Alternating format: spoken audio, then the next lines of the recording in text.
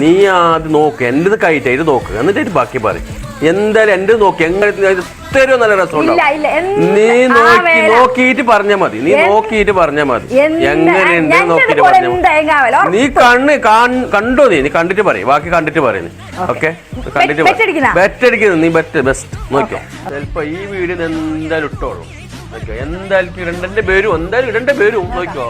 ചാലഞ്ചാ ഞാൻ പറഞ്ഞ് ഇടേണ്ട പേരും നീ എന്തായാലും ഇട്ടോളൂ നോക്കിയോ.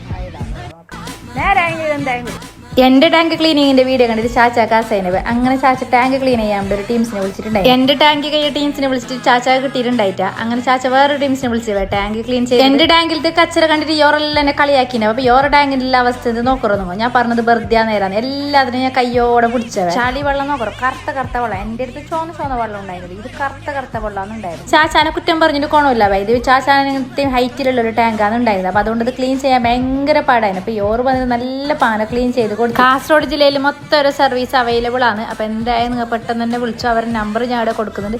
എന്തില്ല വെള്ളം നല്ല തന്നെ നിങ്ങൾ കുടിച്ചു.